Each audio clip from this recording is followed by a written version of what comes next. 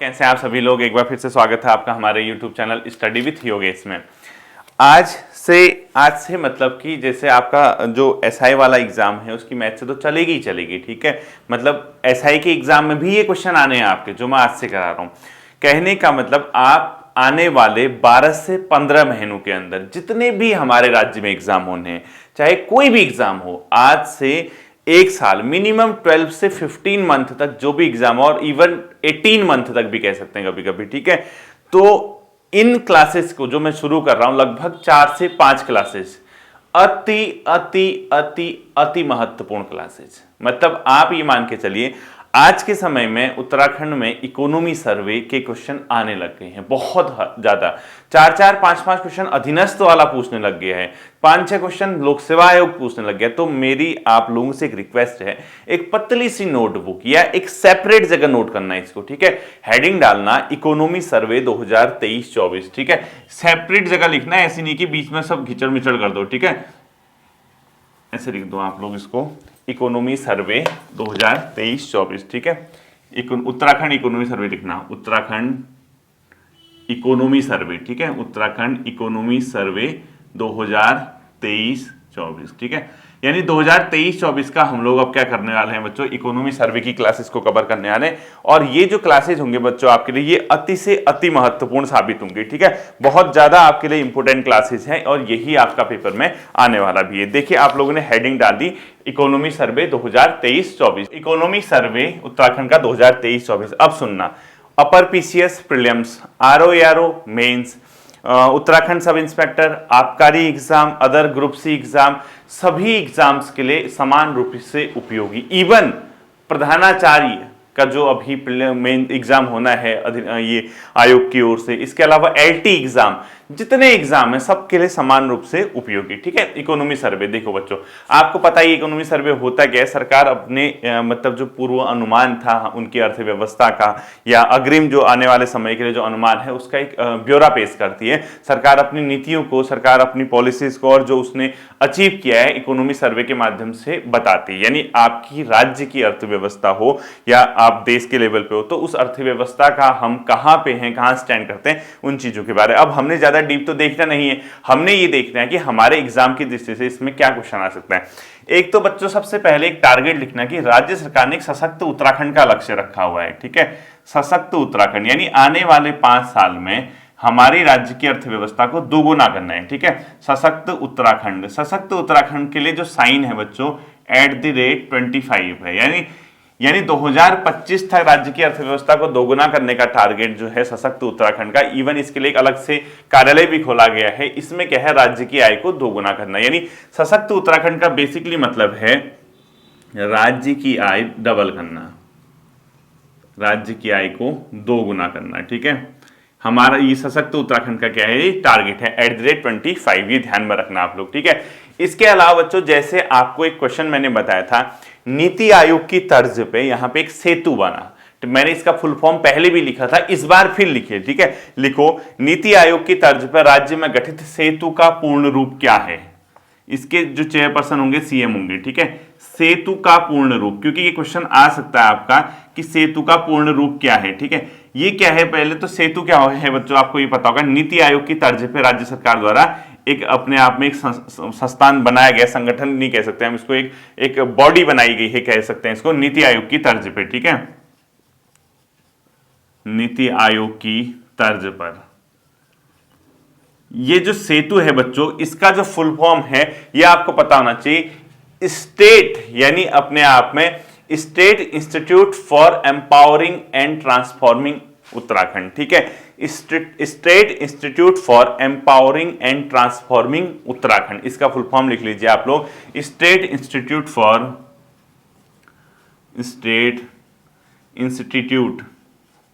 For empowering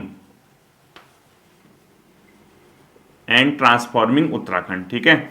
यानी उत्तराखंड को transforming, ठीक है, ट्रांसफॉर्मिंग उत्तराखंड, यानी state institute for empowering and transforming Uttarakhand के लिए हमने एक जो अलग सा एक बॉडी बनाई है उसका नाम दिया गया सेतु। सेतु का पूर्ण रूप ये पूछा जा सकता है, ठीक है। इसके अलावा आपको ये पता होना चाहिए बच्चों, आजकल हाल ही में एक चर्चा रहा है बहुत ज्यादा, हाउस ऑफ हिमालयाज, यानी हाउस ऑफ हिमालयाज है क्या, लिखो हाउस ऑफ हिमालयाज।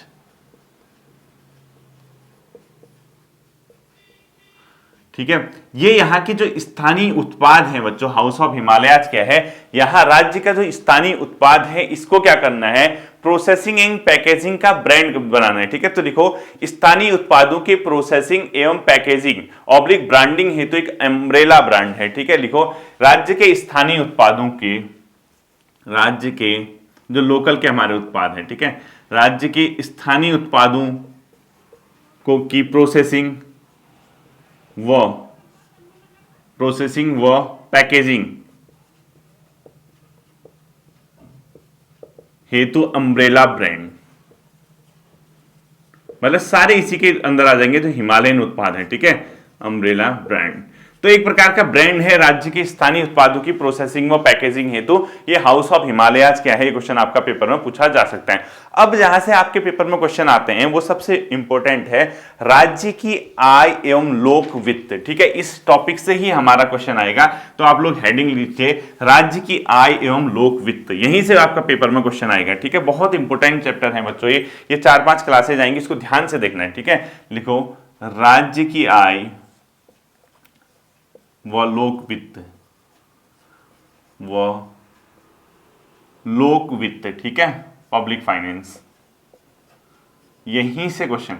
राज्य की आय का सीधा सीधा मतलब जिसको हम बेसिकली बोलते हैं बच्चों जीडीपी। ठीक है, यानी ये राज्य की आय बेसिकली इसके लिए जो टर्म यूज होता है वो है ग्रॉस डोमेस्टिक प्रोडक्शन, यानी जीडीपी हम लोग इसके लिए शब्द यूज करते हैं, यानी सकल घरेलू उत्पाद इसको बोलते हैं। और ये क्या है बच्चों, आर्थिक विकास का सर्वोच्च मापदंड, यानी किसी भी राज्य की अर्थव्यवस्था कितनी आगे है, क्या उसका आकार है, इसके लिए जो सबसे मतलब इंपॉर्टेंट मापदंड हम लेते हैं वो लेते हैं जीडीपी को। जीडीपी है क्या बच्चों, सकल घरेलू उत्पाद जिसको आप लोग बोलते हैं, किसी भी राज्य की बाउंड्री के अंदर जितना भी प्रोडक्शन होता है वस्तुओं और सेवाओं का, उनका अंतिम वैल्यू आपको ये पता ही है। ठीक है, तो मैं जीडीपी की डेफिनेशन वगैरह नहीं बताऊंगा। अब हमने देखना कि हमारे एग्जाम में यहां से क्वेश्चन क्या आ सकता है, तो राज्य की आय ऑब्लिक लोक वित्त, यानी जीडीपी जो है किसी भी राज्य की आय अर्थव्यवस्था का सर्वोच्च मापदंड है। ठीक है, यानी जीडीपी के आगे आप लोग लिख लो इसमें आर्थिक विकास का सर्वोच्च मापदंड इसको हम लोग बोल सकते हैं। ठीक है, लिखो आर्थिक विकास का सर्वोच्च मापदंड हम इसको बोल सकते हैं। ठीक है, अब देखना आपको क्या पता होना चाहिए, देखो किसी भी राज्य की जो अर्थव्यवस्था है बच्चों उसके 3 सेक्टर हैं, पता है ना आपको, प्राथमिक, द्वितीयक और तृतीयक। अब क्वेश्चन आपसे एग्जाम में सीधे सीधे पूछता है उत्तराखंड की अर्थव्यवस्था में प्राथमिक क्षेत्र का, द्वितीयक क्षेत्र का और तृतीयक क्षेत्र का योगदान कितना है, तो विभिन्न क्षेत्रों का योगदान देखो 2023-24 में क्या रहा। ठीक है, लिखो विभिन्न, यहीं पे से पहला इंपोर्टेंट यहीं पे लगा देना स्टार्ट। ठीक है, का योगदान देखो किसी भी अर्थव्यवस्था के 3 सेक्टर होते हैं बच्चों, एक को बोलते हैं प्राथमिक क्षेत्र, प्राइमरी, सेकेंडरी और टर्शियरी। ठीक है, लिखो प्राथमिक क्षेत्र, ये बहुत इंपॉर्टेंट है। ठीक है, एक होता है द्वितीयक क्षेत्र और एक होता है तृतीयक क्षेत्र। ठीक है, ये 3 सेक्टर हैं किसी भी राज्य की अर्थव्यवस्था के, यानी विभिन्न क्षेत्रों का किसमें इसमें कितना योगदान रहा, यानी आर्थिक विकास का सर्वोच्च मापदंड है कौन सा, जीडीपी, और विभिन्न क्षेत्रों का योगदान हम देखेंगे प्राथमिक क्षेत्र। अब आपको मैंने पहले भी बताया था प्राथमिक क्षेत्र में होता क्या है बच्चों, जहां पर आप कृषि व उससे संबद्ध गतिविधियां करते हैं, यानी आपने क्या किया, नेचर के साथ डायरेक्ट आर्थिक गतिविधि की, आपने कृषि की, आपने पशुपालन किया, आपने खनन उत्खनन किया, आपने मत्स्य पालन किया, आपने मुर्गी पालन किया, आपने डेयरी का काम किया, तो ये सारा काम क्या है बच्चों प्राथमिक क्षेत्र के अंदर आता है। ठीक है, अब ये प्राथमिक क्षेत्र क्या होता है ये तो मैं पढ़ाऊंगा नहीं, तो हमारे राज्य की अर्थव्यवस्था में 2023-24 की जो प्रचलित भाव है, यानी 2023-24 के अनुसार हमारे राज्य में जो प्रचलित भाव है उसमें प्राथमिक क्षेत्र का योगदान है बच्चों 9.99%, यानी हमारे राज्य की अर्थव्यवस्था में प्राथमिक क्षेत्र का योगदान 9.99% है, ये ध्यान रखना। ठीक है, वहीं द्वितीय क्षेत्र का योगदान है बच्चों 46.84%। 46.84%, ठीक है, ये आपको डेटा पता भी होना चाहिए। और तृतीय क्षेत्र का योगदान है बच्चों 43.17%, ठीक है, लिखो 43.17%। अब इससे क्या पता चला, अगर क्वेश्चन पूछता है कि उत्तराखंड की अर्थव्यवस्था में आर्थिक सर्वे के अनुसार सर्वाधिक योगदान किस क्षेत्र का है, ये हो जाएगा बच्चों द्वितीय क्षेत्र का, ठीक है, इसीलिए इसको मैंने डेटा सहित लिखा था। द्वितीय क्षेत्र को और किस नाम से जाना जाता है बच्चों, विनिर्माण सेक्टर, ठीक है, यानी मैन्युफैक्चरिंग सेक्टर, विनिर्माण क्षेत्र, द्वितीय क्षेत्र का योगदान, ठीक है। तो ये द्वितीय क्षेत्र का योगदान 46.84% रहा है, जबकि हमारे देश की अर्थव्यवस्था में देखोगे सबसे ज्यादा रहता है तृतीय क्षेत्र का। तो ये क्वेश्चन अगर पूछेगा विभिन्न क्षेत्रों का योगदान प्रचलित मूल्य पे, ठीक है, एक होता है स्थिर मूल्य, एक होता है प्रचलित। प्रचलित अभी जो चल रहा है, स्थिर होगा आधार वर्ष हम नोट करेंगे, ठीक है, इस प्रचलित मूल्य पर। तो द्वितीय क्षेत्र का हमारी राज्य की अर्थव्यवस्था में क्या है बच्चों, सर्वाधिक योगदान है। इस क्वेश्चन को आप लोग ध्यान में रखोगे। अब देखो, जैसे हमने प्राथमिक क्षेत्र, द्वितीय क्षेत्र और तृतीय क्षेत्र पढ़ा बच्चों, प्राथमिक क्षेत्र के अंदर क्या क्या होते हैं उसके भी तो सब सेक्टर होंगे ना।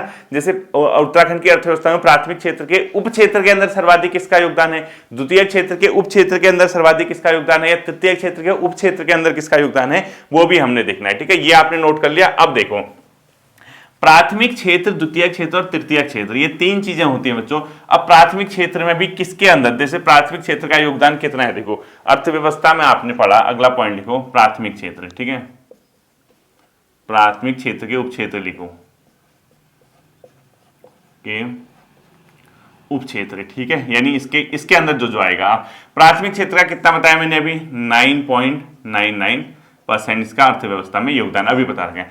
अब प्राथमिक क्षेत्र के उप क्षेत्र बच्चों कैसे आएंगे, जैसे कृषि है, वानिकी एवं लट्ठा बनाना है, पशुपालन है, खनन उत्खनन है, मत्स्य पालन है, ठीक है। तो सर्वाधिक योगदान इसके उप क्षेत्र में देखो, उप क्षेत्र में सर्वाधिक योगदान देखो, सर्वाधिक योगदान का क्रम, सर्वाधिक योगदान का क्रम, ठीक है, क्या होगा देखो, सबसे ऊपर होगा बच्चों कृषि। यानी अगर क्वेश्चन पूछता है प्राथमिक क्षेत्र के अंदर सर्वाधिक किसका योगदान है, प्राथमिक में भी सर्वाधिक किसका है, एग्रीकल्चर का, यानी जो टोटल प्राथमिक क्षेत्र 9.99% दे रहा है, इसमें सर्वाधिक योगदान एग्रीकल्चर का है बच्चों। सेकंड है वानिकी व लट्ठा बनाना, ठीक है, फॉरेस्ट्री, वानिकी व लट्ठा बनाना, ठीक है। थर्ड है बच्चों पशुपालन, क्या है थर्ड, पशुपालन, ठीक है, ये दिख रहा होगा आपको, पशुपालन थर्ड में लिख लेना। इसके बाद है बच्चों अगला खनन तथा उत्खनन, और लास्ट है मत्स्य पालन, ठीक है, लिखो खनन तथा उत्खनन, खनन तथा उत्खनन, और लास्ट लिखो बच्चों मत्स्य पालन, मछली पालन, ठीक है, मत्स्य पालन, ठीक है, ये है बच्चों। देखो, यानी अगर आप प्राथमिक क्षेत्र के उप क्षेत्र के अंदर देखोगे, सर्वाधिक योगदान बच्चों एग्रीकल्चर सेक्टर का है, कृषि क्षेत्र का, फिर है वानिकी व लट्ठा बनाने का, तीसरा है पशुपालन का, चौथा है खनन तथा उत्खनन का, पांचवा कृषि सेक्टर बच्चों लगभग जाता है 39.29%, ठीक है। ये डेटा मत पढ़ना, बस आपको मैं मोटा मोटा एक अनुमान याद रखना कि हाँ कृषि क्षेत्र है तो सबसे आगे है। वानिकी व लट्ठा बनाना है बच्चों लगभग 25.86%, ठीक है, लिखो 25.86% के आसपास ये।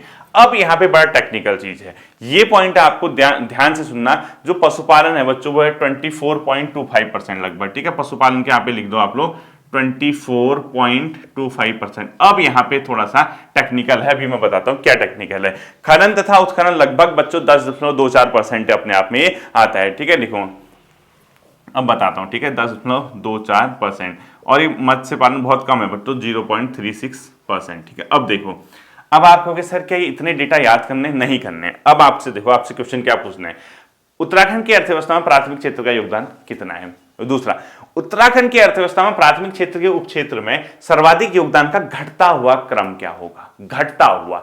अब आप कहोगे क्या सर ये डेटा याद करूं, बच्चों प्राथमिक क्षेत्र में कृषि ही तो सबसे इंपॉर्टेंट है, ऑब्वियस सी बात है कि कृषि ही सर्वाधिक होगा, ठीक है। ये थोड़ा सा फंसाने वाला है। देखो, अगर सिर्फ वानिकी लिख दिया तो ये सेकंड में नहीं आएगा, फिर पशुपालन आ जाएगा, क्योंकि वानिकी के साथ लट्ठा बनाना भी है तो उसका भी तो कुछ योगदान होगा ना।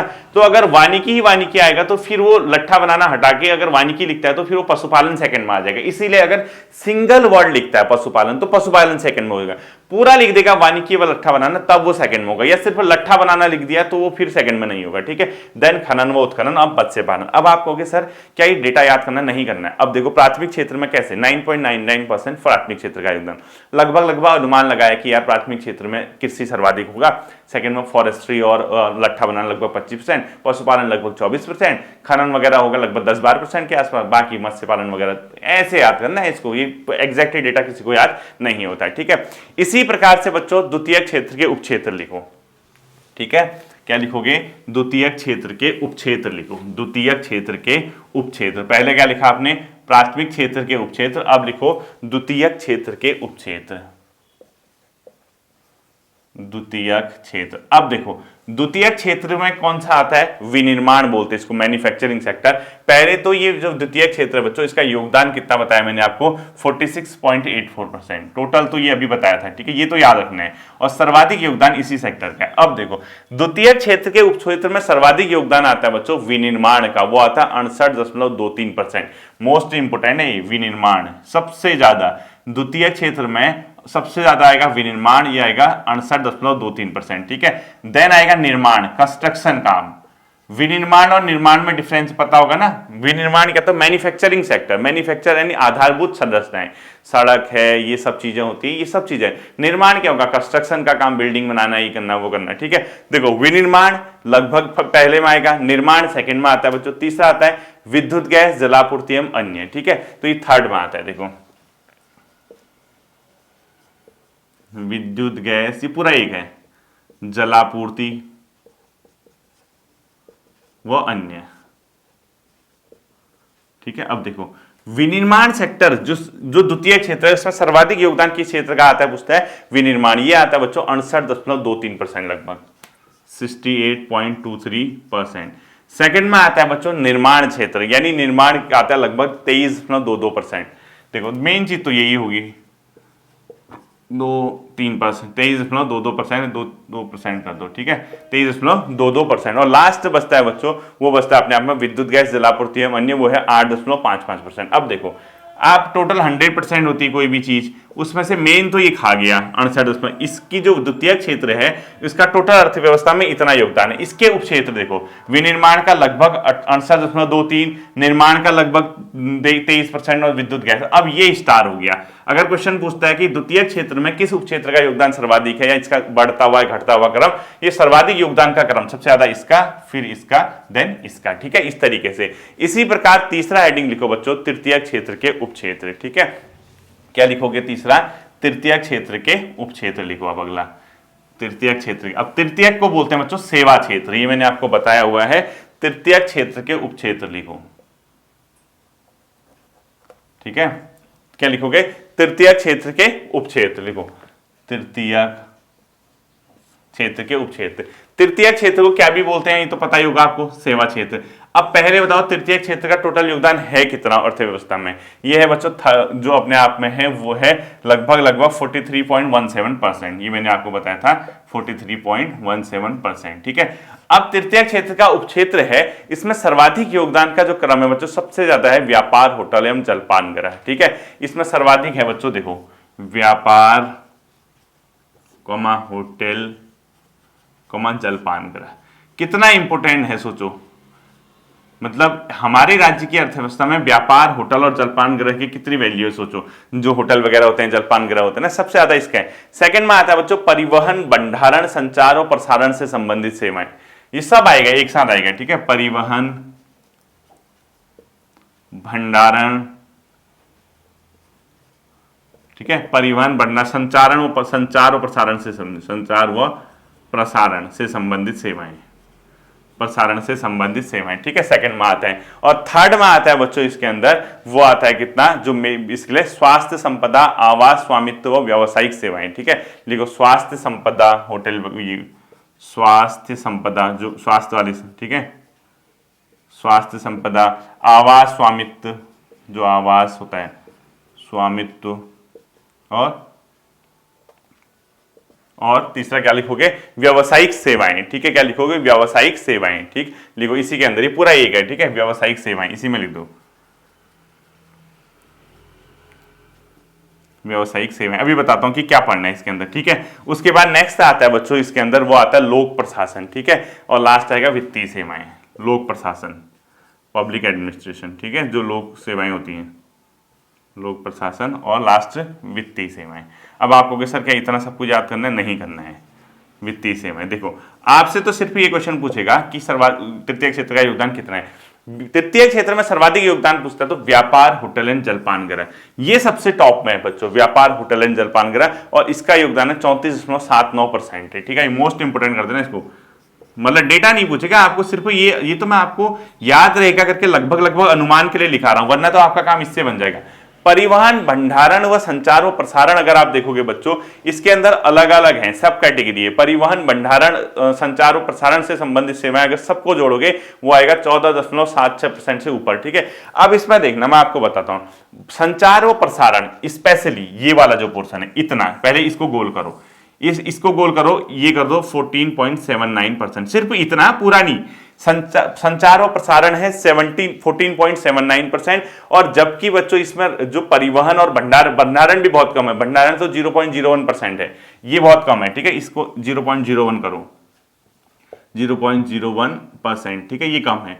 अब आता है आपका परिवहन। परिवहन दो प्रकार के होते हैं, एक होता है रेलवे, एक होता है अन्य। रेलवे का बहुत कम है बच्चों, अन्य का ज्यादा है, 6.37% है। ठीक है, ये परिवहन दो कैटेगरी में आएंगे, एक तो आएगा रेलवे। अब रेलवे का तो 0.1 ही है रेलवे, ठीक है, लेकिन जो अदर है अन्य, जैसे अन्य जहां पे जो परिवहन है, अन्य ही ज्यादा इंपॉर्टेंट है। ठीक है, परिवहन की दो कैटेगरी होगी, अन्य वाला है लगभग 6.37% और वो 0.40%। ठीक है, लिखो, अब ये आपको बताता हूं, 6.37% और ये है 0.40%। ठीक है, परिवहन रेलवे बहुत कम। अब देखो, अब इतना परेशान मत होना, आपसे तो सिर्फ ये पूछेगा तृतीय क्षेत्र का योगदान कितना है। तृतीय क्षेत्र के सब कैटेगरी में सर्वाधिक आएगा व्यापार, होटल, जलपान गृह। ठीक है, सेकंड में अगर सबके नाम लिखता है तो सेकंड ये होगा, अदरवाइज फिर आपका संचार एवं प्रसारण अगर सिंगल पूछता है तो हो जाएगा 14.79%। ठीक है, इसके अलावा जो स्वास्थ्य, संपदा, आवास, स्वामित्व, व्यावसायिक सेवा आता है 11.68%, ये नहीं पूछेगा आपसे। ठीक है, 11.68%। आपको तो सेकंड में ये ध्यान रखना कि ये ज्यादा इंपॉर्टेंट हो जाएगा, संचार एवं प्रसारण। लोक प्रशासन कमी है बच्चों 9.44 और वित्तीय हो गया 7.28। ठीक है, लोक प्रशासन 9.44% और ये 7.28% के समथिंग। ठीक है, अब आप देखो, अगर क्वेश्चन ये आता है उत्तराखंड की अर्थव्यवस्था में जो तृतीय क्षेत्र है, तृतीय क्षेत्र में सर्वाधिक योगदान वाले जो सेक्टर हैं उनका सही अरेंजमेंट क्या होगा, किस तरीके से उसका अरेंजमेंट आप करोगे, तो आपको पता चल जाएगा कि ये सबसे ज्यादा इसका है, फिर इसका। ये जो डेटा है बच्चों, डेटा याद नहीं भी होगा तो लगभग अनुमान रखोगे तो आपका काम बन जाएगा। ठीक है, ये अर्थव्यवस्था में तीनों सेक्टर का क्या है, योगदान है। अब देखो बच्चों, जीडीपी, यहाँ की जो सकल घरेलू जो है मतलब उत्पादन, उसको अनुमानित कितना किया गया है। ठीक है, ये आपको पता होना चाहिए कि इस वर्ष जो सकल घरेलू उत्पाद है उसका अनुमान कितना लगाया गया है, तो वो देखना है आपको, वो क्वेश्चन भी आपका ध्यान में रखना है। ठीक है, देखो जीडीपी जो अनुमानित है बच्चों कितना है, देखो सकल घरेलू उत्पाद जो है अनुमानित ही होता है, नहीं फिक्स आंकड़े तो 2 साल पुराने होते हैं। अनुमानित है बच्चों मतलब ये है 3,46,206 करोड़। ठीक है, लिखो जीडीपी अनुमानित है 3,46,206 करोड़। ठीक है, यानी 3,46,206 के आसपास ही अपने आप में कितने हमारी अपने यहाँ की टोटल जीडीपी का अनुमान लगाया गया है। ठीक है, 3,46,206 करोड़ के समथिंग जीडीपी अनुमानित बताई गई है। विकास दर का जो अनुमान है बच्चों, ग्रोथ रेट का, वो 7.58% है। ठीक है, विकास दर का अनुमान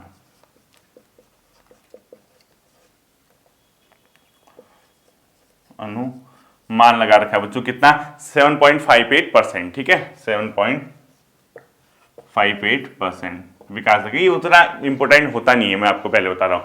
मुख्य योगदान मैंने आपको बता दिया किसका है। अब आता है बच्चों प्रति व्यक्ति आय, लिखो थर्ड लिखो, प्रति व्यक्ति आय।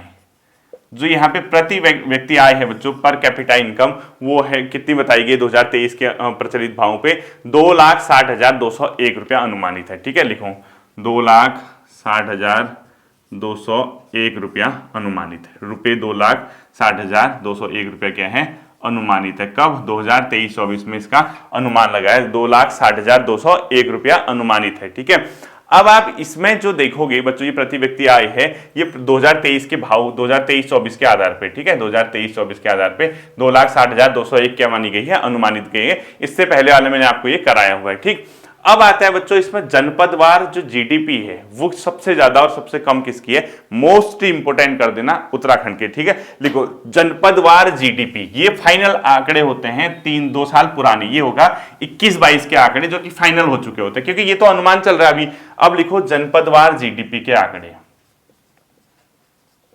जनपदवार जीडीपी सकल घरेलू उत्पाद, ठीक है, के आंकड़े,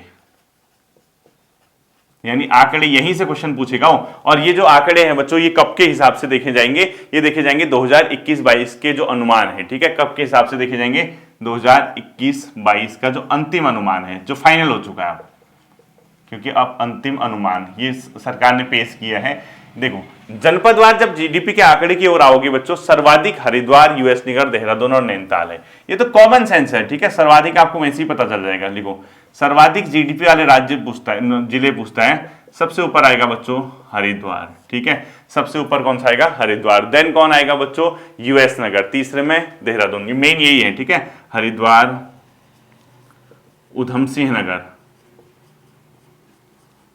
देहरादून और नैनीताल।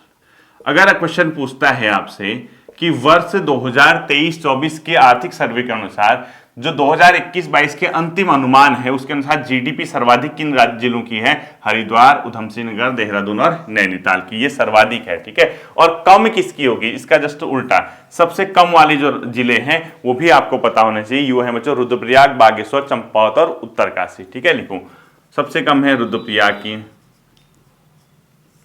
देन है बागेश्वर की, ठीक है, रुद्रप्रयाग, बागेश्वर, देन है चंपावत की, और लास्ट है किसकी, उत्तरकाशी की। ये इसीलिए मैंने कहा कि 17-18 महीने तक के लिए आपका इंपॉर्टेंट है, तभी मैंने आपको कहा कि क्लासेस बहुत इंपॉर्टेंट है, इसको बाद में मत करना, भूल जाओगे। रिवीजन की आपको इसमें हमेशा क्या रहेगी, नीड रहेगी, ठीक है। तो सर्वाधिक है हरिद्वार, उधम सिंह नगर, देहरादून, नैनीताल, सबसे कम है रुद्रप्रयाग, बागेश्वर, चंपावत, उत्तरकाशी, टॉप जिले। आपका जैसे बेसिकली जो क्वेश्चन बनता है आपका इतने से ही बन जाता है, सबसे ज्यादा किसका, सबसे कम कितना किसका है, आपके क्वेश्चन इतने से बनते हुए आए हैं, ठीक है। अब देखोगे जनपदवार प्रति व्यक्ति आय, ठीक है, अगला हेडिंग लिखो जनपदवार, ये तो जीडीपी हो गया, जनपदवार प्रति व्यक्ति आय, सबसे ज्यादा प्रति व्यक्ति आय किसकी और सबसे कम प्रति व्यक्ति आय किसकी, ठीक है, ये भी आपको पता होना चाहिए। लिखो जनपदवार प्रति व्यक्ति आय, पर कैपिटा इनकम, ठीक है, प्रति व्यक्ति आय। देखो जीडीपी जहां है बेसिकली उन्हीं की प्रति व्यक्ति आय भी ठीक ठाक रहती है बच्चों।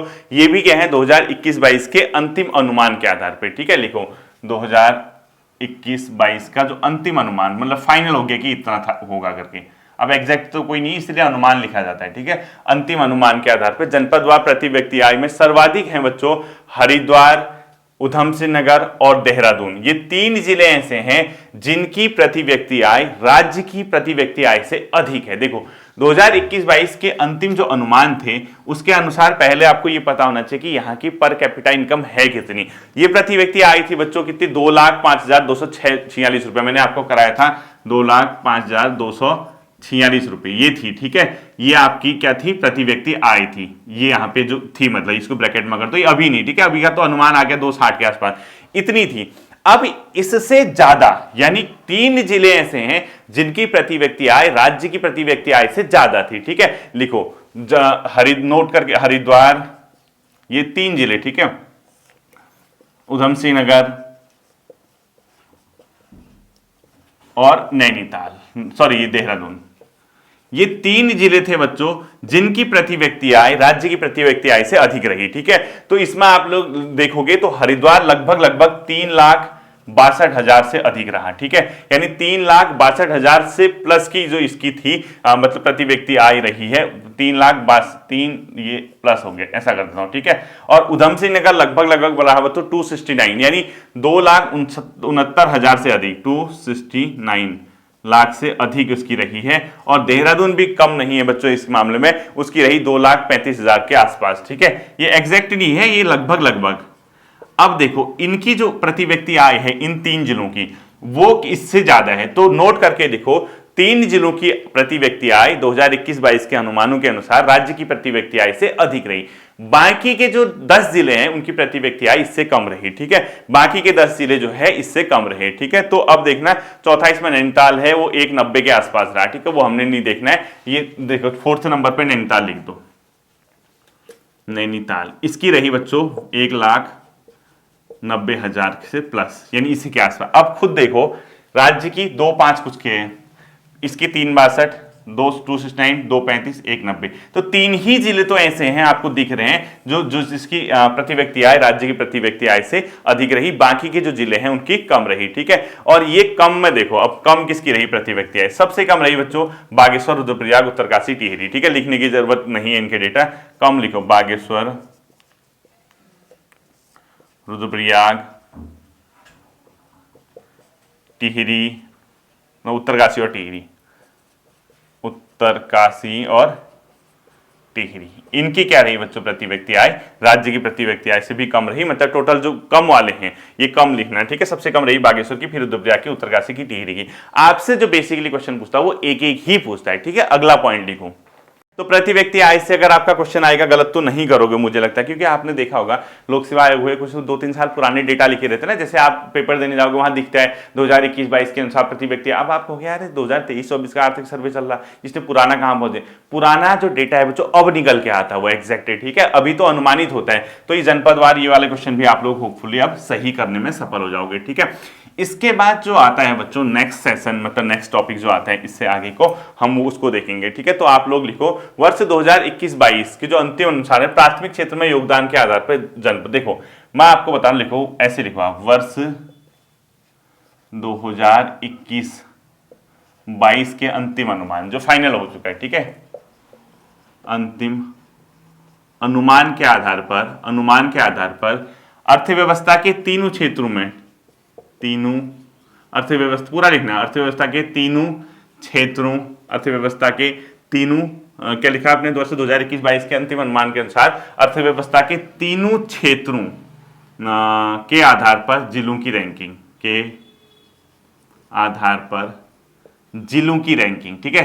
जैसे प्राथमिक क्षेत्र में सबसे टॉप में कौन रहा, द्वितीय में कौन से रहा, तीसरे में कौन रहा, जिलों की रैंकिंग लिखो, ये समझिए ना इस टाइप से, ठीक है, ये कहना चाह रहा हूं। अब आपको देखना है कैसे इसको कवर करना है, ठीक है। ये आप लिखो प्राथमिक, यहां एक ऐसे लिखना है जैसे मैं बताऊंगा प्राथमिक क्षेत्र, ठीक है, और यहां पे लिखोगे आप इधर कॉपी में प्राथमिक क्षेत्र हो गया, ये लिखो यहां पे जैसा द्वितीय क्षेत्र, और इधर लिखो आप तृतीय क्षेत्र, ठीक है, तृतीय क्षेत्र। मतलब मैं ये कहना चाह रहा हूं कि अर्थव्यवस्था के तीनों क्षेत्र हैं, जैसे प्राथमिक क्षेत्र, द्वितीय क्षेत्र और तृतीय क्षेत्र। तो 2021-22 के अनुमान जो आए प्राथमिक क्षेत्र में सबसे टॉप में कौन रहा, सबसे बॉटम में कौन रहा, ठीक है। इसके दो खंड कीजिए, ये लिखो सर्वाधिक सबसे टॉप, यानी ये लिखो सबसे ऊपर, सबसे ऊपर कौन से जिले रहे, ठीक है, और ये लिखो सबसे नीचे, ऐसे सबसे नीचे, यहां भी ऐसे लिखो, यहाँ भी टॉप लिख लो सबसे ऊपर, ये बॉटम लिख लो, बी लिख दिया मैंने, ठीक है। यहाँ भी टॉप लिखो और बॉटम, समझ गए ना, बॉटम लिख जाओगे, समझ जाओगे। अब देखो प्राथमिक क्षेत्र में देखोगे बच्चों, यानी एग्रीकल्चर और इससे संबद्ध क्रियाओं में सबसे ऊपर रहे हैं बच्चों उधम सिंह नगर, हरिद्वार, देहरादून और नैनीताल, ठीक है। सबसे ऊपर जो रैंक रही है लिखो, ऐसे लिखो यूएस नगर, हरिद्वार, ऐसे ऐसे रहेगा, ऐसे लिख देता हूं, ठीक है।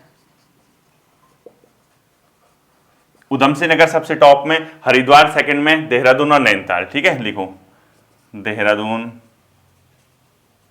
और नैनीताल, इतने तक तो दिख रहा होगा आपको, 4 के 4 दिख रहे हैं, यहां तक दिख रहा है नैनीताल तक, हाँ दिख जाएगा, ठीक है। ये मैं समझ जाना आप, यूएस नगर, हरिद्वार, देहरादून और नैनीताल ये रहे हैं टॉप में, और बॉटम में रहे हैं बच्चों रुद्रप्रयाग, चंपावत, बागेश्वर, उत्तरकाशी, ठीक है। लिखो रुद्रप्रयाग, ठीक है, सबसे बॉटम पे रहा प्राथमिक क्षेत्र में जो है रुद्रप्रयाग, ठीक है। सेकंड में रहा चंपावत, फिर बागेश्वर और उत्तरकाशी, ठीक है। लिखो चंपावत, बागेश्वर और उत्तरकाशी, ठीक है, ये रहे हैं बच्चों प्राथमिक क्षेत्र में। अगर आपसे क्वेश्चन पूछता है 2021-22 के अंतिम अनुमान के अनुसार प्राथमिक क्षेत्र में कौन सा जिला सबसे टॉप पर रहा, उधम सिंह नगर, और सबसे बॉटम में कौन रहा, रुद्रप्रयाग। बाकी चार तो ये हार्डली ऐसा क्वेश्चन पूछेगा। और आपको याद करने का तरीका बताता हूं, देखो उधम सिंह नगर मैदानी जिला है, कितना एग्रीकल्चर है आपको पता ही है। हरिद्वार मैदानी जिला पूरा एग्रीकल्चर सेक्टर, देहरादून मैदानी जिला पूरा एग्रीकल्चर और आधा पहाड़ी, और नैनीताल भी आधा एग्रीकल्चर आधा पहाड़ी, मतलब पहाड़ का सेक्टर। तो वैसे ही ठीक है, सबसे नीचे इनमें रहा, क्योंकि ये पहाड़ी जिले, पहाड़ी क्षेत्र में कृषि क्षेत्र उतना मतलब संपन्न नहीं है, आपको खुद ही पता है विषम भौगोलिक परिस्थितियों की। द्वितीय क्षेत्र आप कैसे याद करोगे, द्वितीय क्षेत्र का मतलब मैन्युफैक्चरिंग सेक्टर। मैन्युफैक्चरिंग मतलब जहां से आप प्राथमिक क्षेत्र से उठा के कंपनी में लेके गए, उसका रूप चेंज कर दिया। और कौन होंगे टॉप में, जहां पर कंपनी होंगी, जहां पे कंपनी कौन सी जिले होंगे, वही होंगे उधम सिंह नगर, हरिद्वार, देहरादून, यही होंगे। ठीक है, द्वितीय क्षेत्र में बच्चों हरिद्वार, यूएस नगर, देहरादून, नैनीताल, बस हरिद्वार ऊपर आ जाएगा, ये ध्यान रखना। ठीक है, लिखो हरिद्वार, यूएस नगर, देहरादून। ये कैसे याद करना है, ऐसे ही करना है। ठीक है, क्योंकि कंपनी कहां है, इन्हीं जिलों में तो है, नैनीताल। ठीक है, ये चार हो गए। बॉटम में कौन होगा, जहां कंपनी होंगे ही नहीं, खुद ही सोचो, बागेश्वर, रुद्रप्रयाग, उत्तरकाशी, चंपावत। बागेश्वर ऊपर आ गया, बस बागेश्वर, रुद्रप्रयाग, उत्तरकाशी और चंपावत। ठीक है, देखो सबसे पीछे रहा बागेश्वर, बागेश्वर।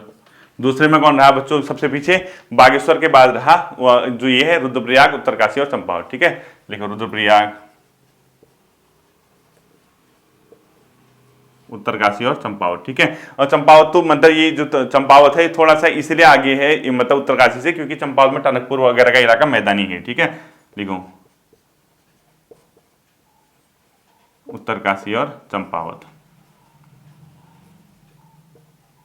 ठीक है, लिख लेना इसको, उत्तरकाशी और चंपावत। ये है आपके बॉटम से, सबसे बॉटम में रहा बागेश्वर। देखो द्वितीय क्षेत्र में सबसे टॉप में कौन रहा 2021-22 के अनुमान के अनुसार, हरिद्वार, और सबसे बॉटम में बागेश्वर। ये तो स्टार करना ही करना है, बाकी क्षमता के अकॉर्डिंग देख लेना। तृतीय क्षेत्र यानी सेवा क्षेत्र में बच्चों सबसे ऊपर रहा देहरादून, यूएस नगर, हरिद्वार, नैनीताल। क्योंकि देहरादून में क्या है आपको पता है, सर्विस सेक्टर काफी आगे है। ठीक है, देखो सबसे टॉप में कौन रहा, देहरादून। देहरादून के बाद जो रहा बच्चों वो रहा यूएस नगर, हरिद्वार और नैनीताल। ठीक है, लिखो यूएस नगर, हरिद्वार